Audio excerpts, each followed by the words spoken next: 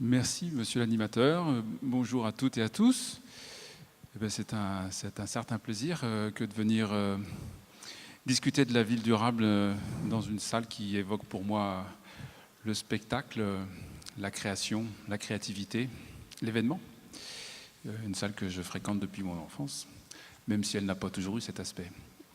Comme quoi, pour que les choses durent, il faut qu'elles changent parfois.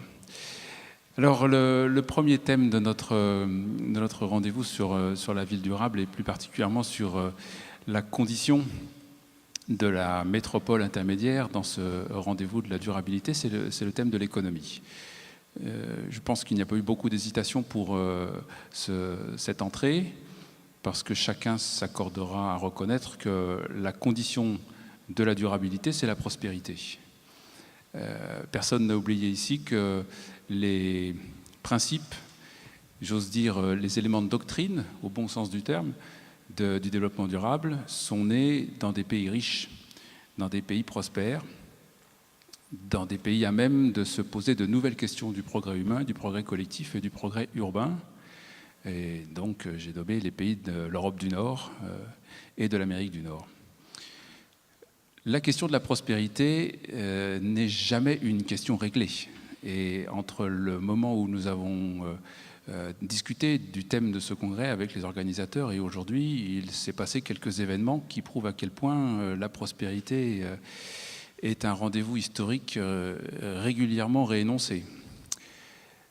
Est-ce que nous pouvons conduire notre petite séquence ce matin sur la posture de la ville intermédiaire dans ce rendez-vous avec la prospérité en faisant abstraction de la crise mondiale, de la crise systémique, de la très grande déstabilisation que nous connaissons dans un certain nombre de pays, notamment de pays européens? Je ne crois pas, et je nous invite tous à ne pas éviter ce fondement de notre débat. Ceci dit, pour les villes intermédiaires, il est posé de la double façon suivante. On a tous compris, ces métropoles intermédiaires, avec une amplitude de définition qui nous les fait considérer de à peu près un demi-million d'habitants à quelques millions d'habitants, mais on ne sait pas exactement combien, peu importe finalement.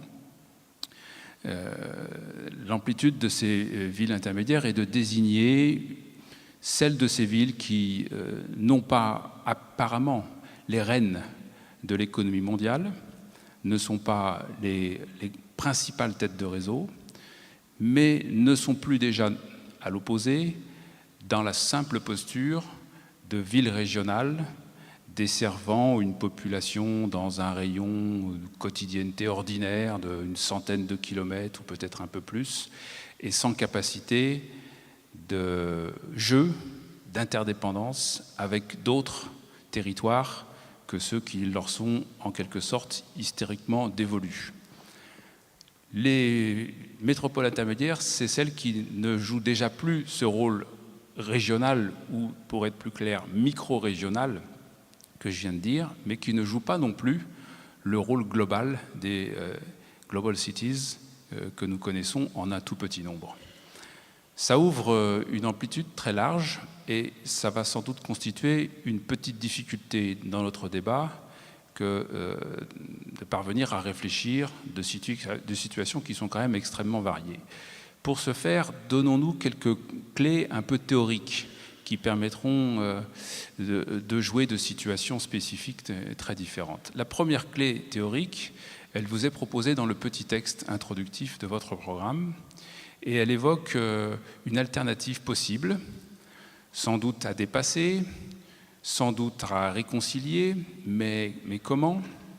On essaiera de ne pas être trop naïf dans ce dépassement, entre une stratégie pour ces villes intermédiaires consistant à se fonder sur leur voisinage, sur les alliances de territoires. Il y a eu une assez chaleureuse évocation du territoire ce matin, au nom des territoriants, une alliance avec ces territoires proches, permettant à la ville moyenne, insuffisamment forte par elle-même, de trouver des ressources variées, complémentaires, spécifiques, originales, différenciantes, lui permettant de jouer un rôle dans le monde qui est relativement inattendu si on considère cette ville pour elle-même seulement.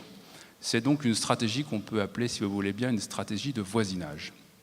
Et le texte oppose cette stratégie de voisinage à une seconde stratégie qui serait celle des clusters, donc des alliances à grande portée, dans une sorte de recherche dans la discontinuité de ces mêmes atouts lointains, avec d'autres places, d'autres pôles, d'autres lieux dans le monde, et donc pas forcément dans le voisinage, de sorte que ces grappes, pour la traduction en français de cluster, construisent les fameux avantages que dans la première stratégie de voisinage, on trouvait dans une certaine proximité. Donc une première figure qui serait celle de la proximité et qu'on opposerait à celle de la connectivité ou de la connexité. Évidemment, tout le monde va penser qu'il n'y a pas d'incompatibilité majeure entre ces deux figures, sauf que si nous acceptons de réfléchir honnêtement aux stratégies des acteurs, publics et privés, de tous ordres, scientifiques, productifs, culturels et autres, il n'est pas toujours évident de courir deux chevaux en même temps, d'être dans ces deux orientations.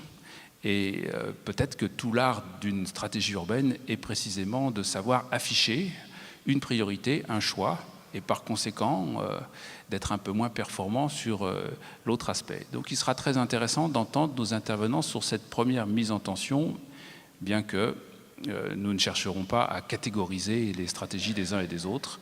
C'est le jeu entre cluster et voisinage qui nous intéresse. Et la seconde clé théorique de lecture de cette position des villes intermédiaires dans le rendez-vous de la prospérité redit sensiblement la même chose, mais à mon avis d'une façon intéressante dans la variation qu'elle propose. C'est la distinction entre les fonctions et les rôles respectifs de la globalisation et de la territorialisation. Toutes villes, et pas simplement les villes intermédiaires, ont en permanence dans toute leur histoire ce double rendez-vous. Celui de la projection dans un monde fini, et ça peut être sous l'Antiquité la Méditerranée, ça peut être au temps moderne une Europe élargie, c'est maintenant un monde global, un monde total. Et en même temps, l'histoire raconte en permanence comment ces villes qui cherchent l'horizon de la mondialisation, quelle que soit son échelle, selon les époques, ne peuvent jamais s'abstraire de cette relation fondatrice qui les a fait exister avec un territoire plus ou moins ample, un grand bassin parisien pour notre capitale, des Alpes pour notre cité de Grenoble, un carrefour rhodanien sur la vallée du Rhône pour Lyon, etc. Or, cet ancrage dans le territoire n'est pas simplement la déclinaison de la proximité dont j'ai parlé tout à l'heure, c'est à proprement parler la culture des ressources les plus propres à chacun des sites qu'on peut appeler ces lieux de monde que sont les villes, et les conditions par conséquent de leur prospérité, dans le sens où ce qui se fait ici ne se fait pas ailleurs. Et dans le jeu de la globalisation, c'est précisément la capacité à apporter ce qui se fait ici et pas ailleurs qui compte. Mais pas si l'échange est absent, pas si l'horizon est fini, et pas si on n'est pas dans un contexte global. Donc cette double figure, globalisation, territorialisation d'une part, voisinage et cluster d'autre part, me semble être celle qui nous permet de lire toutes les situations les plus variées et de ce premier rendez-vous, les métropoles intermédiaires au défi de la prospérité. Bon travail. Merci beaucoup.